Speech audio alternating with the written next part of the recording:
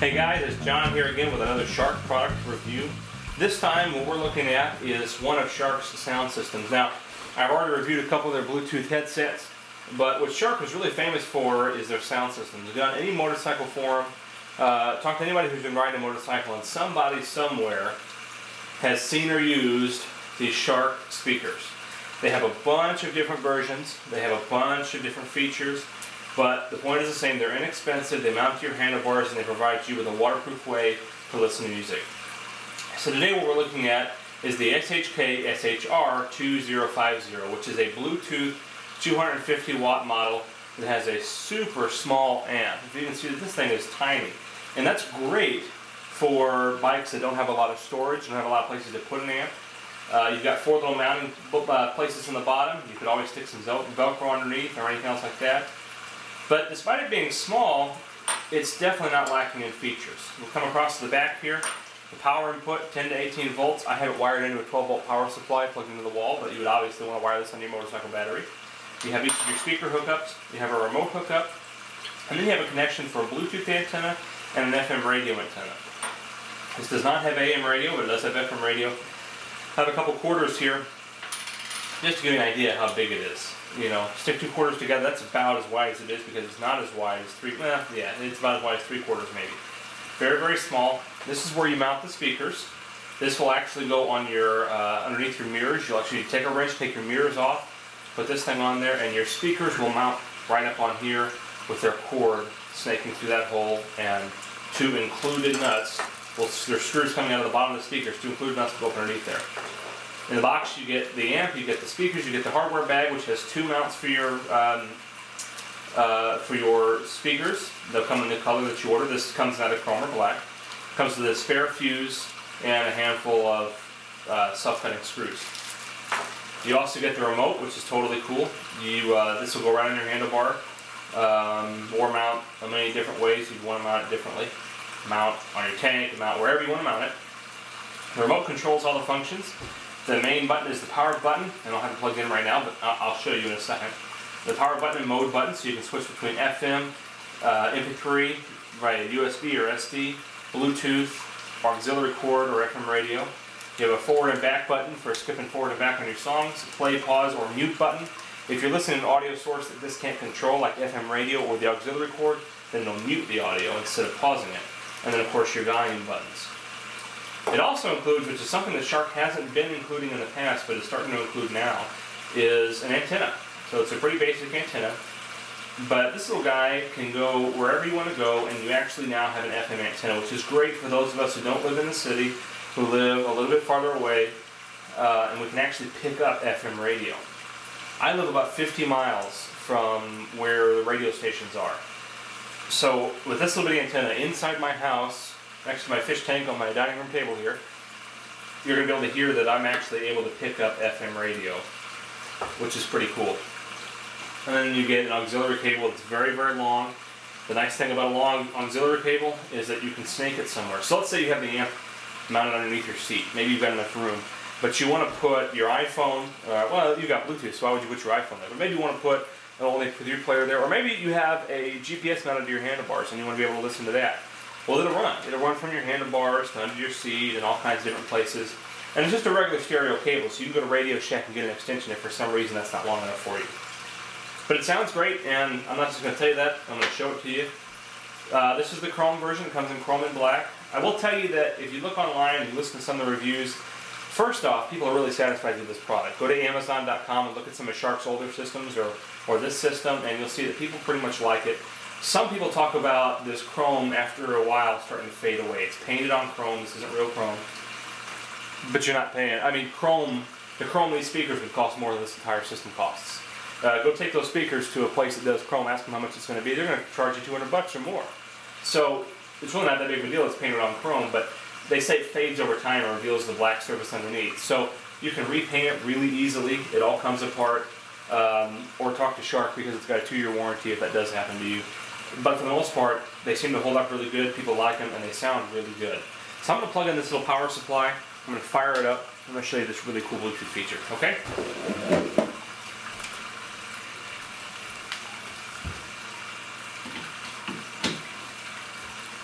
Okay.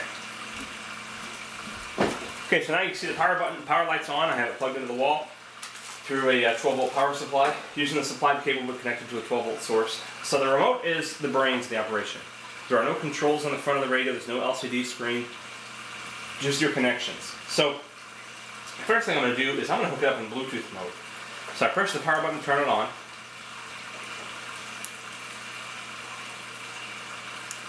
It's going to come on first in auxiliary mode. When both those lights are on, it means it's in auxiliary mode. That means that if I plug a cable into that green connector there, and plug the other end into an audio source, I'll be able to listen to that audio source. In that first mode it comes on there. One push to the button. 30 more. And you have one more push to the button. You hear that cool little tone. That means you're getting Bluetooth audio. And that second tone that just came, I'm going to connect to my phone. To pair it, all you do is you go into your settings, go to Bluetooth, and select the Bluetooth headset. It couldn't be, in fact, there's not even a passcode. Couldn't be easier to connect. And then guess what you get to do? Now with no wires, not a magic trick, you can start playing music.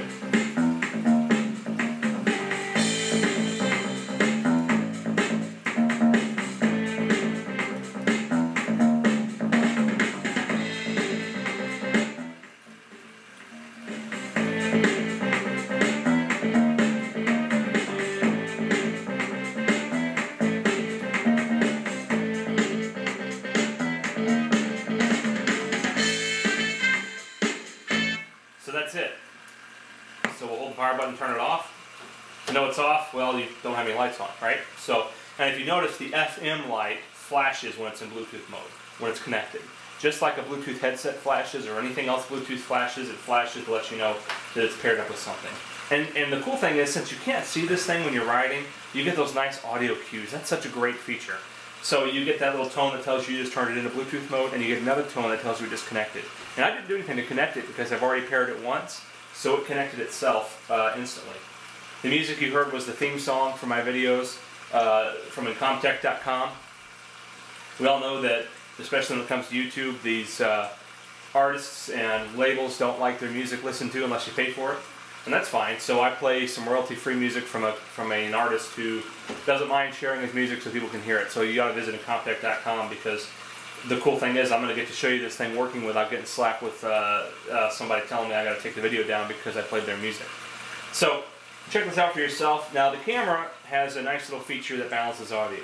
So you're not going to actually get to feel how loud this is without hearing it for yourself. You're just going to get to see how clear and crisp the audio is. The same audio that you're going to hear raw at the end of the video. So in order to see how loud it is, you're just going to have to experience it for yourself. Give it a try. Go ahead and order it. You know, it's a pretty good product. I'm happy with it. I haven't had it for a very long time, but I've had enough to listen to it. Out of the box, it sounds fantastic. The feature set is wonderful. I plugged it into an MP3 player, was able to listen to it that way. You can stick an SD card in there full of music and leave it in there all the time. The feature set is great. It's inexpensive. It's way cheaper than the $400 and $500 and $600 audio systems. And the cool thing about that is you save a lot of money and you still get great quality audio. Again, my only concern might be that this chrome finish may not last forever. You know, 10 years down the road, 5 years down the road, it might start to wear out a little bit. But I would either just paint it, or if you're worried about it, buy the black ones. They'll probably last a little bit longer. But boy, they sound so good for almost no money. So I have to give an 8 out of 10 in performance, probably a 6.5, 7 out of 10 in reliability. I think the amp will last you a long time as long as you don't overheat it. Keep it somewhere where you can get some air, some breathing room, and keep the voltage where it needs to be. But it supports up to 16 volts, so you'll overvolt systems on your bike and blow up your bike long before you've overvolted this amp. This amp will outlast the rest of the electrical components on your bike. Good chance. So anyway, guys, if you have any questions, let me know. I like it. I like it better than what Shark's had for the past couple of years. It's finally got some really cool features in it. The Bluetooth feature is fantastic, and they have this up to 600 or even 1,000 watts, but of course with a much bigger amp. So that's totally up to you, but this is going to go on my wife's Honda. It's a small bike, not a whole lot of room, and what's cool about this is it's a small amp that'll fit. You know, look at that. I mean, that's my hand, and I have small hands, so you know, and I can just sit there and grip that thing. Very small, very light, so it can go just about anywhere. Speakers are waterproof. I've had a Shark system for over a year. It can handle the rain and everything else. The only reason I stopped using it, and I had a little bit of chipping in the back from rocks and stuff hitting it, but that wasn't the Shark system's fault. That was rocks and things hitting it and scraping it down to the black. And really, I think that's what happens more often than it fading, like people say. The only reason I got rid of it, well, I still have it. The only reason I took it off was I liked having the intercom in my helmet a little bit better than having the speakers on my handlebars. But these are louder. You get more audio quality from this than you do from what you put in your helmet.